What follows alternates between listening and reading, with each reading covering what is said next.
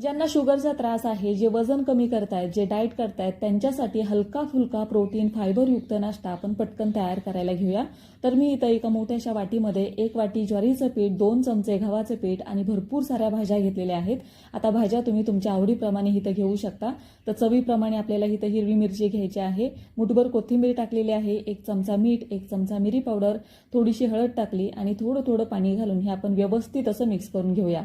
आता भाज्यांचं प्रमाण आहे ते तुम्ही तुमच्या आवडीप्रमाणे इथं कमी जास्त करून घ्या. तर प्रोटीनसाठी इथे मी 2 अंडी फोडून टाकलेले आहेत. तुम्ही अंड्यांऐवजी पनीर किंवा सोयाबीनचाही वापर करू शकता. तर एवढं घट्टसर आपल्याला हे मिश्रण ठेवायचं आहे.